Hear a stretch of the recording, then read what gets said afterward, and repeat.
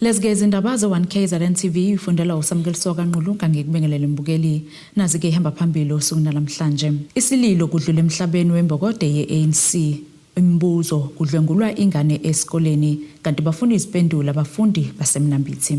Alokho engene njalo kamazwe enduduzo emndenini kalowo obeliphini likamangemeli ohlaka labesifazane le-ANC uLungi Mnganga Cabashe odluleke emhlabeni izolo. Cabashe uchazwe njengowesifazane osebenze ngobuqotho nokuzikhandla ukudala ke uzinzo ngesikhathi somzabalazo kanti kube saqhubeka nokulwela ukuhlonipha kwabesifazane. Lokhu kuvele ngesikhathi ubuholi bukaKhongolo sekuzolonke buhambele kumndeni wakaCabashe eThekwini namuhla. Uzofihlwa ngempela sonto eThekwini usekela mengameli we-ANC Women's League uLungi Mnganga Cabashe. Lokhu kudalulwe unobhala jikelele we-ANC uVikile Mbalula ngesikhathi ehola ithimba lalombutho ebeliyobhonga emswaneni emndenini wakhe. So we came here to say to the family, you are not alone in this time of bereavement. Usis Lungi was a leader in the African National Congress. In her own name and right, we are saddened, but we've got a life to celebrate. Amalungu ohlaka lwabesifazane aphume ngobuningi ukuzoduduza lomndeni. uCabashe uchazwe njengowesifazane obambe elikhulu iqhaza ukudala ukuthula kusukela ke ngezikhathi zomzabalazo. Akagcinanga lapho njengoba ke ebe namagalelo amaningi okufakeke phakathi ukulwela abesifazane. Ibe nguye umuntu ebesinika umhlahlandlela kwinhlanganiso zethu, nguye umuntu ebeye asinqwanqwade xa sithi sisenza izaphoso, ibe nguye osikhuzayo osibonisayo indlela yokwenza izinto, ibe ngumuntu ebengasabi ebengoyiki kodwa yonke into ebeyenza ngembeko nangenhlonipho kodwa enothando kwizinto ezinokwenza nenkqubela yabantu abangomama, committed also ezinikezele ekukhuseleni abantu abangomama kwizinto zobanjululo nento zohlukunyezwa kuquka nabantwana abangamantombazana kwilizwe lonke lase-South Africa. Khona manjalo uMbalula uphawule ngomhlangano kaMengameli wakuleli waseMelika kulandela ke ukufudukela kuleli yazwe kweqeqebane labagileli ngesikhalo ke zokuhlunyezwa kohlanga oluthile. What the president is going to do in America is to reset good relations in terms of trade with the United States. That has been a thorny issue for quite some time, not only with the Trump administration. There have been issues about AGOA, and that is why the Minister of Trade and Industry is important in terms of that delegation. We must deal with the politics that the Trump administration is espousing, including the distortions around the genocide. The president has been very clear about that. As we all know, South Africans, black and white, have rallied against this notion that there is a genocide in our country. Ezindabeni ze-1K ZNTV kubika uNtomkhona Mvumo ngiseThekwini. Ilungu le-DA esishayamathetho saKwaZulu-Natal uSakhile Mngadi uholeke amalungu eqembu ehamsa uhlu lwezikhalazo estation samaphoyisa esikhaleni ngase-Richards Bay enyakatho nelikaMthaniya. Lokhu kuza ngemuva kwesigameko sokudlwengulwa komfundi wentombazane eneminyaka eyisithupha esikoleni iMizingayifani Primary School. Ukwanda kwezigameko zokuhlukunyezwa kwabesifazane nezingane enye yezinto esukumisa iqembu le-DA ngaphansi komasipala uMhlathuze liholwa yilunga lesishayamathetho saKwaZulu-Natal uSakhile Mngadi ukuhambisa izikhalo kulandela ukudlwengulwa komfundi wentombazane oneminyaka eyisithupha esikoleni samabanga aphansi iMizingayifani Primary esikhaleni. iDA ithi funa umsolwa aboshwe. Sathola ubiko eqhamuka kuma wengane ukuthi sekwenzeke isigameko esikoleni iMizingayifani la esikhaweni we ingane yakhe na 6 years yanukubezwa etoilet. So sithethe nasifike namhlanje ngoba siyabona ukuthi icala lendawo abantu abalisukumeli uSEPS kanye futhi ne-Department of Education umnyango wezemfundo sikwazile ke namhlanje ukuthi sihlangane no station commander okwazile ukuthi athathe icelo zethu ebesilethile ukuthi sicela phela ukubona ukuthi niyasukumela lelicala ikhona investigation enzakalayo kukhona ubulungiswa ezobonakala ngoba ngempela ngeke ukuthi singumphakathi sithule nje ingane na 6 years inukubezwa phakathi esikoleni. Ingane mesezingekho safe esikoleni zizoba safe. Leli qembu liveze ukuthi umnyango wezemfundo esifundazweni kwaZulu-Natal kumele nawo ulethe izimpendulo njengoba lesigameko kuvela ukuthi senzeka emagcekeni esikole. So umnyango wezemfundo bengumsindelile uMEC kanye noHOD ukuthi nosekunesigameko esikanjena esenzakalile yini mhlambe into esebeyenzile ngangawathola ama response. So siyathuka namhlanje njengoba sesilana esikhawini sizwe ukuthi no sebesende ithimba labo esikoleni. Yingakho ke mina ngihlala kulo ikomiti lezemfundo kusifundazwe nginayo imvumo yokuthi ngingene ezikoleni ngicheck ukuthi isimo sikanjani. So njengoba sisuka lana siyakhona manje siyohlangana no department siyobabuza ukuthi lento eyenzeke ngomhla ka25 April namhlanje u19 May akaze kwenzeke lutho. Ngiyafika namhlanje ngoba sesila esikhawini yini enithathe isikhathi eside kangaka ukuze nisukumele lento eyenzakalile. Kubalekile ngempela ukuthi njengomphakathi kanye nabantu abayifunela ubulungiswa ukuthi bawa follow up ama case ikakhulukazi lawa athinta okunukubeza nokuhlukunyezwa kwengane nabantu besimame. Siyabona ukuthi izinga lalezo zinto ziyanda. Umphathi siteshi samaphoyisa sesikhaleni uKenneth William Danzi uthi balandela indlela efanele njengoba amacala athinta ukudlwengulwa aphenyo esteshini sasempangeni kanti ubesenxusa uba nomphakathi mawubambisane namaphoyisa ukuze kubanjwe abenzi bobubi. IDA izokhalaza ukuthi kukhona ingane edlenguliwe ngoba sishilo amacala siwavula la esikhaleni amacala ama sexual offences aphenyo FCS. Ngiyajabula ke umama ushilo ukuthi icala lakho liyandilandeleka umphenyi wecala uyamtshela ukuthi kwenzakalani ngecala. Abakhalaza ngakho njengamanje bathi nakakaboshwa. Ukuboshwa sikhumbule ukuthi kuboshwa uma sebukhona bonke ubufakazi. Icala le rape uma eboshwa umuntu fanele sekutholakale yonke into njenge DNA khona ezokwazi umuntu ukungena phakathi enkantolo. Isigameko umphakathi ongadlala esesimene esinjena ngasonke isikhathi kusitshena kusenesikhathi njengamaphoyisa ukuthi nabo ubugebengu obenzakalayo sigijime sikwazi ukubopha isigebengu. Ilunga leDA yeshamthetho lithi libanikeza izithuko ezisikhombisa ukuba baphendule ngalolu daba. Ongenjalo lolu daba luzodluliselwa ukhomishana wamaphoyisa esifundazweni iKwaZulu-Natal.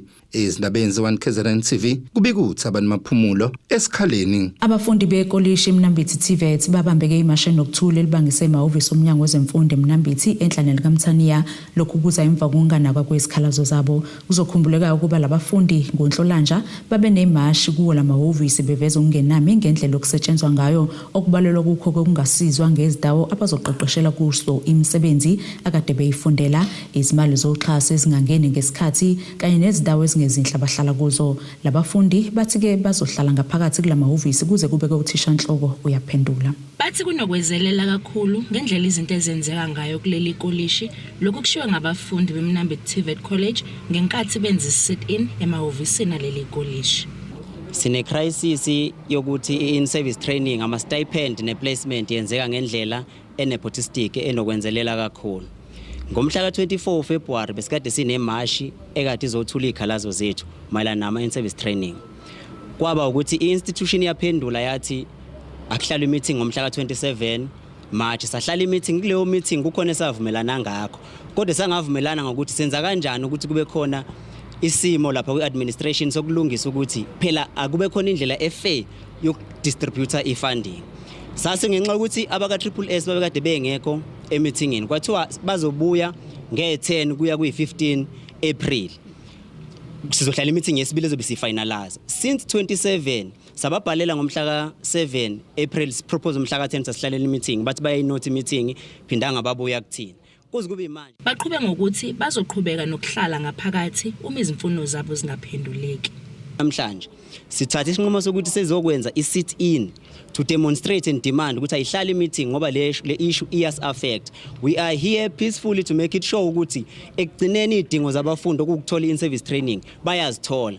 We hope ukuthi sothi siphuma la uprincipal sesiphuma ne-date ngoba we are here until lophela lonke iviki losibuya siza la kule sit-in until kuphuma idate ukuthi ihlala nini indaba yokuthi sithole idate ukufinalize indaba yama stipend ukuthi azophuma kanjani. Kanti baphinde baveza ukuba kunomehluko ngendlela uhulumeni aphethe ngayo amakolleji kanye nama-UVS. Siyabuka ukuthi ama-college ama-TVET college abukeleka phansi when it compared to ama-universities. Why? Ngoba sinenkinga njengamanje as-graduate since singawathola ama-INSEF kodwa umuntu ofunda evarsity kulula ukuthi agraduate. uDHET kubukeka esithathela phansi ngoba akafuna ukungenelela kulolu daba lama-INSEV since kungesiwo uMnambithi TVET College kuphela onenkinga yokuthola kwama-INSEV ne-stipend.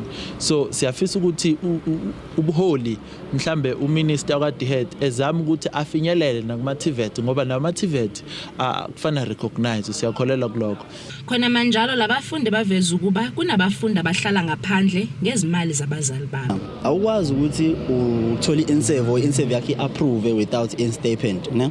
So lokho kusilidela ukuthi kube khona nabantwana abaningi abasuka kude emakhaya bezohlala emqashweni ukuthi bayahlala nje abayitholi support ye funding yabo. Lokho kufike kube very painful kubona because they are expected kulama companies esebengene kuona ukuthi be attend every day yabo. Kahle kahle into asebenza baya volunteer yabo. Lokho ke sikuthola kungekho right yabo, and kubhlungu kakhulu because they have no financial support. Okulidela nje obeke washo umunye umfethu lapha ukuthi kugcina kukhulisa i-crime rate and then amantombazane ke bagcine abantu bangaphandle bethatha advantage yakhona. Kubi kuthobe kadladla ezindabeni ze1 KZN TV ngisemnambithi.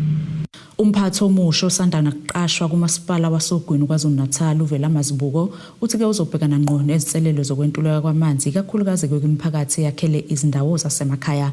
Ekhuluma nekeziko lezindaba uthi ke kusayinselelo ukuhlinzeka ngamanzi kwimiphakathi esemakhaya kodwa ke zikhona izinhlelo abanazo zokubhekana nalezi zinselelo. Sekuzoba into yasendulo ukushoda kwamanzi kumphakathi owakhele umasipala ugu. Lokhu kuvezwe umphathi omusha walomasipala osanda kuqashwa ngokugcwele. Ekhuluma neziko lezindaba uthi yize zisekhona izinselelo ababhekana nazo ukuhlinzeka amanzi emphakathini kodwa bazimisela ukubhekana nazo ngqo. Kanti okuseqhulwini kubona ukuphucula isimo sokuhlinzeka ngamanzi kwimiphakathi eyakhele izindawo zasemakhaya. Kunezinto ezibekwe eqhulwini ubaba umeya kakhuluma ngazo. Ukuhamba phambili kunakho konke mhlawumbe ongabonakala sengathi kwenza ngathi siyabaziba abahleli emadrobheni. Iloko ukuthi kufakwa amanzi emapayipini emakhaya endaweni ezisemakhaya. Umzumbe nje mangizela nawo ukhona ingxenye yomzumbe ephakelwa umngeni. Amanzi siwathola ngokwathenga emngeni. Kuluma indawo njengomthwalo. Kube bekhona indawo yomzumbe naye ethi mayiphakela umngeni iphakele yona ukuthi iqhamuka ngasohlangothini la komhlabashana la sithola khona komhlabashana wonke lezi indawo njengomehlo omnyama oSunfades na Lushaba noMadlala abantu ababhekela umhlabashana lo. Uthi ukuthola uxhaso kubalekelele kakhulu ekwazini ukuhlinzeka ngamanzi kwezinye indawo. What we've done ukuhlangabezana nalokho because ivele ngesize kufihla ukuthi umkhandlu kufanele njali wongamile kahle, but we managed to secure funding at DWS yokuthi let's have another side where we'll have ipipe elizosuka ezansi la eBhobhoyi through Louisiana lingene kaMadlala supply yonke leyo ngxenye yaMadlala kuze kuyofika kuSikhaleni. Emthavuna bese ngawuthola umthamo wanele ngenxa yagesi esinawo emthavuni. Sesik-addressile okokuthi si-investe lapho because uCocta wasisiza ngo14 million ukhokhela uEscom. Uthe ezinye zezinselelo ababhekene nazo ukuxhunywa kwamanzi ngokungemthetho. Funa ukuthi abantu bacabanga ukuthi makhunywa illegal connection fanele kuyobhekwa kubantu bakithi abamnyama. Ngoba umuntu vele kwendaweni semakhaya mosuke umbhila you highly unlikely ukuthi uzitholele noma 200 rand noma 100 rand. Zikhona nendawo esemadolobheni ezenza illegal connection. There are block of flats, there are malls, there are big shops, there are sometimes petrol garages, car washes. Esengifike sawa identifier sihlezi phe kwawo manje siwafaka ngamafine sikoleka irevenue ebe ingagoleka. Imeya ithi basebenzisana kahle namakhosi nezinduna ngakho bahlaba ikhwelo lokuthi izinduna zingabeki abantu ezindaweni okunamapayipi kamasipala khona ngoba lokhu kuyingozi.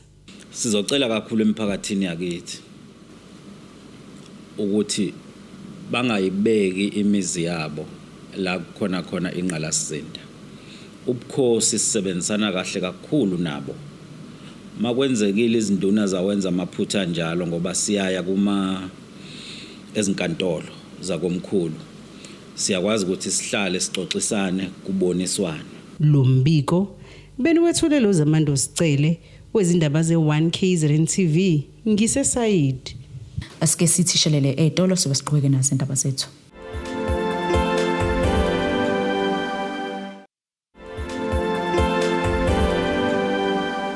Asikwamukele ke mbukelo ubukelo zona indaba ze1 KZN TV nazi-ke ihlokano kuyizona ehamba phambili osukwini namhlanje. Isililo kudlula emhlabeni wembokode ye-ANC. Imibuzo kudlwengulwa ingane esikoleni kanti bafuna iziphendula abafundi basemnambithi. Inhlangano yodokotela iSouth African Medical Association kulesi sifundazwe ithi-ke yalweseka uphenyo oluqalile ngesiphathimandla esisoloke ngokusebenzisa udokotela obesangumfundi u-Alulutho Mazwi egula nogcineke ngokudlula emhlabeni. uMazwi udlule emhlabeni ngesonto ledlule esemsebenzini esibhedlela iPrince Mshiyene Mlazi. Udokotela Alulutho Mazwi obesangumfundi kuvele ukuthi washonisa emsebenzini kulesi sibhedlela kanti khona nemibiko ethi wakubika ukugula kwakhe kodwa wasetshenziswa noma egula. Ungqongqoshe omnyango wezempilo udlulisa amazwi endoduze emndenini kadokotela wathi uzoqalisa uphenyo mayelana nezinsolo ezivelile sokuthi lo dokotela besetshenziswa noma egula. Siyafisa nje ukusho ukuthi leyo ndaba leyo noma leyo report asithathela ngaphansi udaba lolu esidila nalo siya investigator sikhuluma nje and sikhuluma nje udokotela lo okuyo nobe usupervisor usese kwi precautionary suspension ukuze sikwazi ukuthi si-investigate kahle lolu daba lwethu. Ngiyafisa kodwa ukukhuluma nodokotela bethu abancane abaqalayo abama-interns ukuthi uma ngabe kukhona umuntu onihlukumezayo ningafeli ngaphakathi, ningacomplaini nikini nodwa ngoba nina nodwa manihlangene ayikho into eningakwazi ukusizana ngayo kuyona. Uma kukhona noma imuphi umuntu osemsebenzini ongaphathekile kahle umnyango kaHOD uvulekile. Owenhlangano yodokotela uthi bayoleseka uphenyo liqalile. Thina usana support ukuthi le investigation eqalile namhlanje because uappointiwe u-investigation officer ukuthi iqhubeke from the department standpoint ngoba khona umthetho wasemsebenzini so fanele babhubhe ukuthi in terms of umsebenzi nokuthi ubayatshita kanjani and le migomo ayokuphukile. Then from that report sizokwazi ukuthola ukuthi is there anything that mhlawumbe makes her criminally liable. Izinyena zabasebenzi bezempilo nazo ephalile ngalolu daba zathi kuzomele uphenyo lwenziwe ngabantu abazimele. Igazi likadokotela sezandleni zabantu bezempilo. Masibuyele empenduleni kaNgqongqoshe sizokwamukela ukuthi bathi sebeqale investigation kodwa ukususpenda kwalo dokotela ususpendwe ngoba abasebenzi befake ingcindezi. Okunye kusikhathaza kakhulu ngoNgqongqoshe kwaZulu Natal ngeinformation esinayo ebengakafiki ukuzokhuluma nabasebenzi nokuthi bakhulume nenyunyana including umuntu oactayo. Siyazi ukuthi bathumele amasini ukuthi baye lapha esibhedlela. Indaba kanje esinyakazisizwe lonke awukwazi ukuthumela namanje siyamnxusa uNgqongqoshe ukuthi akavele ukubuntu ukuthi uma kushoniwe ekhaya noma esihlobeni uyakwazi uyovela ubhodle emswaneni. Izinhlelo zokumfihla ziyaqhubeka. Kudebo Hospisi wezindaba ze1 KZN TV ku channel 261 ngiseThekwini. Ukhala ngezinga lobugebengu kumphakathi waseSwapo Copsville ukulandela ukutholakala kwesidumbu sowesilisa endaweni eyihlathi sinamanxeba okugazwa. Laba bathi ke isonto nesonto kuhleze kunesigameko esenzekalayo sobugebengu. Lesi sakamuva kubuka ukuthi ke isidumbu salona wesilisa satholwa ngabantu basebehlaba umkhosi. Sisevalweni bese yabo nje la umuntu usephila kuthi ngathini. Sekufana lento kuthiwa ukuze makuthiwa ithuna liseceleni kwakho sesiphila leyo nto nje la eSwapo ngoba suphila nje ukuthi kaze namhlanje kuzovuka kushone ebani noma kaze namhlanje kuzowenzakalani. Uhlalelo ovalweni umphakathi waseCopsville eMgungundlovu ukulandela ukwanda kwezigameko zobugebengu izolo kutholakale isidumbu sowesilisa okubika ukuthi ungokudabuka ezweni laseLesotho namanxeba okugwazwa. Sithola ukuthi umfowethu lo phangalela ngathi ugwaziwe engazi ukuthi nendawo leyadelele kuyo uthathiwe washuthe wakhona lapha esikhotheni indawo esikotha encane khona ngaphakathi eswapha. So enye izinto ezisilimaza kakhulu ukuthi abafethu bayazenzela nje kakhulukazi ebusuku. Owomndeni uthi yabazi ukuthi bazohlanganisa ini ngalesimo. Angikho right ngoba manje angazi ukuthi ngifanele ngenze njani njengoba ekhaya ukude kanje ngoba ngifanele ngimhambise ahambe emakhaya. Manje inkinga ukuthi ama transport iwona ngishaya njengoba ngibamba amatoho. Manje ngizazama ukuthi ngibone ukuthi sizo ngizoluthola kanjani mhlambe ngikhulume nabasekhaya ngoba ekhaya ukhona ugogo. Naye angazi ukuthi usenzani ugogo ngoba lezi zinto zifanele mina ngibone ukuthi ngifocus ukuthi ngenza njani. Omunye wasendaweni lapho beqashe khona umufi uthi naye kusanda kugwaza kubulawe udade wabo egcekeni la kubo. Nangempela mangithe mangifika la mangithi ngiyabheka ayibamgwaze ngempela bamgwaza amanxeba u4. Ngibuza ukuthi bekwenzakaleni athu siswami lo ongilama uzwile ingxoxo etshena usiswami etshela lo mfana lo ukuthi ayikho indlela la. Lo mfana engazi ukuthi wathi yena wena ngathi uzofela amasimba uzofela emasembeni ukhuluma kakhulu. Ngoba kuyafana uphuza uyaphuza awubheme uyabhema kuyafana nje. La iswapho nje bese iswapho isengcupheni nje. Ngoba nangu nalomuntu ohambe namhlanje oshonile naye bekumuntu ongaziphuzeli bekumfana oright yabo. Futhi khamba bona ke laba ngathi ba right. Kanti owomphakathi uthi buningi ubugebengu benzekayo kuleya ndawo. Isonto nesonto endapha sihlezi sikuthola amakholo ukuthi endaweni yokuthi yala ngaphakathi eCobsville sekuphangalela umuntu. So leyo nto siwumphakathi sikhathazeke kakhulu sikhathazekile nanokuthi siyacela ukuthi nezinhlaka eziphezulu zikwazi ukungenelela kakhulu kulolu daba la ngaphakathi eCobsville ngoba nalento yokuphatha ikhali abantu bayiphatha noma kanjani ikhali la ngaphakathi ewadini izinto ezisilimaza kakhulu nanokuthi sezini kakhulu izigameko ezenzakala la ngaphakathi ewadini kungabi khona action owenzakalayo. Amaphoyisa esifundazwe kwaZulu-Natal asiqinisekisile isigameko ezindabeni ze1KZN TV ku-Ayanda Dube ngiseswapho eCobsville eMgungundlovu. Iqembu umkhonto wesizwe phansi ngaphansi kwesifunde King Cetshwayo nikeleleke abesifazane baseBukhanana kuwa33 ngomshini wokubhaka. Leli qembu lithi likwenza lokhu ngenhloso yokulusana nenkinga yokushoda kwamathuba omsebenzi. Ubuholi beqembu lomkhonto wesizwe phansi esifundeni King Cetshwayo luholwa ngamalungu eShamthetho lihambele endaweni yaseBukhanana kuwa33 lapho benikele khona ngomshini wokubhaka izinkwa ukuze labo baqaleke ibhizinisi bekwazi ukuziphilisa. Leli qembu lithikela liqhuba umkhankaso walo wokuhamba imizi nemizi ngesikhathi ke bebone isidingo sokuthi ke bengenelele bexhasa abesifazana abali10 ukuthi beqaleke ibhizinisi lokubhaka izinkwa. Sisazi ukuthi endaweni zasemakhaya generally nje South Africa amathuba emisebenzi mancane kakhulu bese kuba wesendaweni zasemakhaya zisele emuva kakhulu kwezentuthuko. So siwumkhonto wesizwe sithe sathi masivakashele ewadi ngonyaka odlule sabona ukuthi mhlasimbe uma singakwazi ukubalekelela ukubanikeza imisebenzi yezandla uzokwazi ukubadeveloper bekwazi nabo kube khona bakwenzayo bekwazi ukudayisa bekwazi futhi nomphakathi wendawo ukuthi uthola izinkwa ezishibhile endaweni. Kwayilokho nje sibona kuyi-development enkulu emphakathini, sibona futhi kuyinto eyothinta imindeni eminingi noma eyokwazi nokuthi ishintshe impilo zabantu abazobe beyingxenye yale project ngoba le project izo-involve abantu besifazana abawu10 okuyibona abayi-cooperative. Abagcinanga nje lapho baphinde badlulisela kanezihlalo ezinamasondo ama-wheelchairs kumalungu omphakathi adingayo nawo ayecele ukuba ke ukulekelelwe ngesikhathi ke leli qembu lihambele kule ndawo. Phinde futhi seyitolo sibe siqhubeke nazindaba zethu.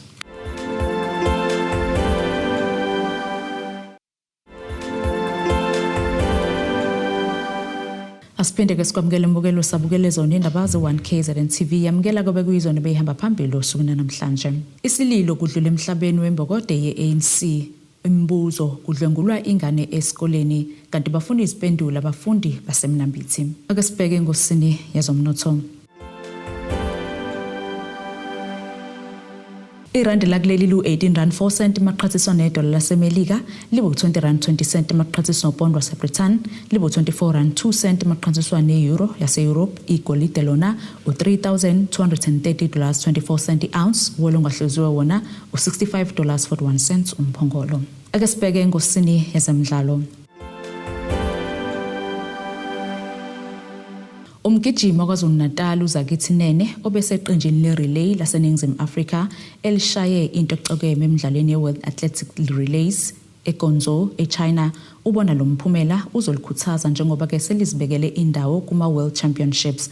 Ithimba belimelela kuleli eGuangzhou elibuye nezindondo ezintathu aligcinanga ngokuthola izindondo emjahweni emithathu kwemine ebeliyingenele, kodwa liphinde lephula amarekhodi amabili akuleli amaqembu akuleli abuye nezindondo ngelika 4x100 labesilisa elibuye neyegolide, elika 4x400 labesilisa nalo lithole igolide, kube ngabe lesifazane lika 4x400 elibuye nendondo yethusi. Nasike isimo sezulu sakusasa esingalindeleka.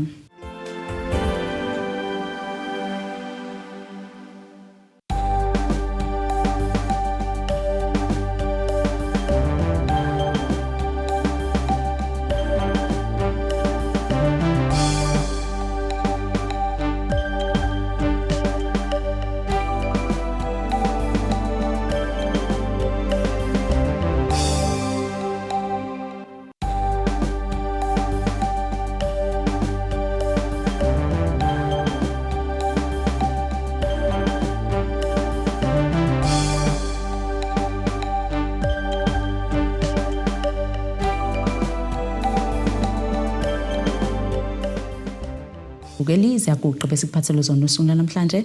Mina nawe sohlangana kusasa futhi ngasisikhathi esifanayo. Sale kahle. Abethuli bethu bezindaba baxhaswe iThulis Bayview Bridal. Ungabashayela kulezi zinombolo ezivelile.